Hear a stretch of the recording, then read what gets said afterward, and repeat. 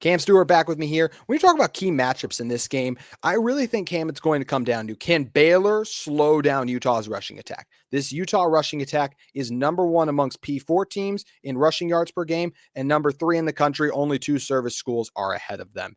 And Baylor is the second worst team in the Big 12 at stopping the run. Utah uses 6 offensive linemen more than anyone. Devin Dampier's a dynamic quarterback. Running back Wayshawn Parker's looking as good as he has before. You got 2 NFL future offensive linemen that Utah do, probably first-round picks. Is Baylor ready for what Utah brings in from a rushing standpoint? Like, how are the Bears going to try and slow down what is the Big 12's most prolific rushing attack? To answer your question, I doubt it. I doubt that they're ready for it. But I will say this, and here's me. This is end of the week, Cam, talking himself into this. Like, go for it. UCF was right in there in the top 5 in rushing offense in the Big 12. Not quite as good as Utah, but pretty good. And Baylor held them to 74 yards. I don't know where it came from. It came out of absolutely nowhere. I think it was probably because UCF doesn't have dynamic enough quarterback play that Baylor was playing 2 high safeties the whole time, like they did against Jackson Arnold, which also isn't a good excuse. And now you kind of have some momentum there. Maybe you figured something out, and you're coming off a bye week. Like, I know Utah is as well, but maybe I can talk myself into Baylor succeeding against Utah's run game. And succeeding against them is not 75 yards. Succeeding against a Utah team is like 110 yards is, I think, success for Baylor, and kind of make them be more balanced, I think would play into Baylor's hands. But that is a tall order for the 15th best rushing defense in the conference. So yeah, it definitely does come down to that. I am curious though, not like Baylor's got this terrific pass defense either.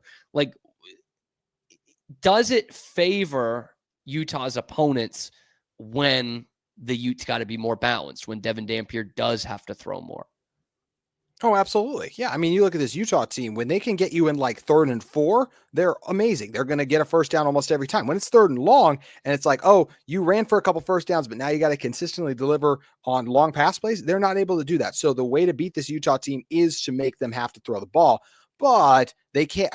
They still have some guys on the outside. Like Orion Davis has stepped up a little bit too. That's honestly about it. But the tight ends have looked a little better too. A Dallin Bentley. So Utah's passing attack has gotten a little better as the season wore on. They can make plays. Like, this is, I said, they're among service schools. They can throw it a lot better than a service school can for the rushing stats. But Devin Dampier, this Utah offense, they are most comfortable when they can run the ball. So that'll be the key for Baylor, is can they slow down what is a vaunted Utah rushing attack? Because like you said, Baylor has some guys, should be able to stick with what some of the things Utah tries to do on the outside, some of their guys. But Jason Beck's done a good job, Utah's offensive coordinator, of scheming guys open. So we'll see if he's able to do that coming up this week. Flipping it over to the other side of the ball, I think for Utah's defense, they want to get pressure on Sawyer Robertson and not let one of the nation's best quarterbacks, who, I mean, like, is he a top 5? Probably not, but he's still really good, I feel like, right? So you can't let him just sit back there and be comfortable. And honestly, I do feel like Utah has the players to make him uncomfortable, especially with how well the defensive backs have held up in man coverage. Utah plays a lot of man coverage, Cam. Do you think your offensive line can keep Sawyer Robertson upright long enough to where he can make the plays and the throws to beat a really good Utah secondary? Yes. Yes. So much confidence from you this segment. He says apprehensively. But it's because, and this is cheating, because I think Sawyer has been so good since the middle part of last year of how quickly he reads a defense. Like, he does get the ball out quick.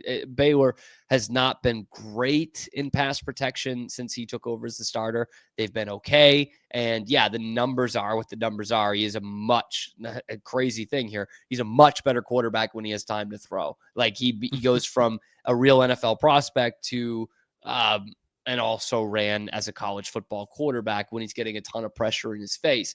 I'm interested by the man coverage thing, because obviously, as you know, there's not a lot of teams in the Big 12 that run exclusively man like Utah does, like almost exclusively man defense. And it's just not something that we've seen a lot of. We just haven't seen Sawyer Robertson go against it a lot.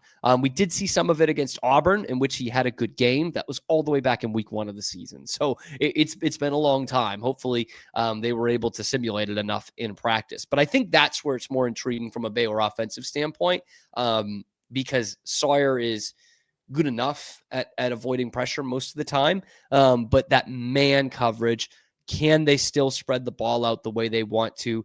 Is there going to be an answer for a tight end like Michael Trigg? There's just really hasn't been from any team this season. He's kind of a unicorn out there. But I think we talked about this last week.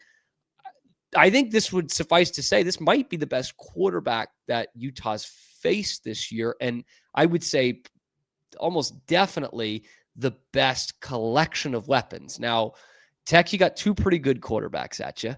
And Tech's got some dudes as well. I understand. But in terms of the quarterback and the weapons, I think Sawyer might be the best one that's been on Utah's schedule. Am I wrong there? I think you're absolutely right. Like, look, I'm not trying to go at BYU fans, but all of a sudden I see some people trying to say like Bear's one of the best QBs in this conference. Like, no, like team success and quarterback success are not tied together. BYU's best thing is their defense. Bear is a good quarterback. He has proved a lot of us wrong, but he is not Sawyer Robertson. He's not even Sorsby, in my opinion. No. So yeah, Utah's just over these last few weeks. Yeah, Sorsby would probably be the next one, wouldn't it? Probably be, right? Yeah, I mean, Brennan and Morton are good. Yeah, Avery Johnson, but like, yeah, he's had a rough year. Jalen Daniels had a rough year. Yeah, but I like Dampier. I think he's up there too, but he needs to show some more things, honestly, too.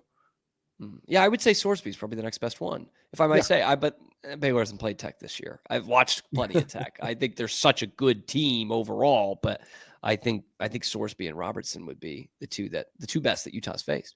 No, they would be. And yeah, this is a really talented. That's why I'm curious to see if Utah deviates from how much man they play. Because when you play as much man coverage as Utah does, you will allow an NFL caliber quarterback to beat you with the perfect throw, and the receivers you can get just enough separation.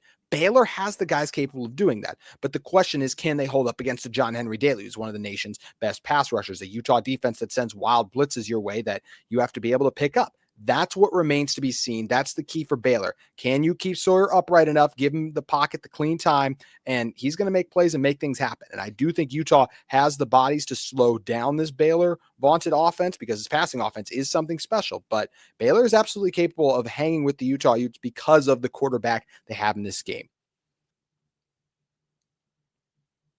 Today's show is brought to you by our friends at DoorDash. It's almost the weekend. Time to look back and crown this week's MVP on who delivered. Powered by DoorDash. Just like you can win every Saturday with DoorDash Streaks, saving more every time you order, these players delivered when it mattered most. Let's break it down. For the Utah Utes, and a lot of times we talk about a past performance, but I'm going to talk about who I think is going to have a big day this coming weekend, and that's Wayshawn Parker. I think he's going to just churn out big plays on the ground. I think he's not going to get touched until he's about 3 or 4 yards down the field, so that's going to help him too. I think Wayshawn's going to have a big day and build on what was a great performance last week because he's putting together a streak. And just like Wayshawn Parker is going to get rolling this weekend for the Utah Utes, DoorDash delivers your Saturdays with DoorDash Streaks. You save every time you order. Stack it up all season and you can save up to $250, including $100 in DoorDash credits. Order this Saturday. Keep the streak alive. Fuel your game day only with DoorDash. Terms apply. This promo ends November 18th. So make sure you act now and get your streak rolling.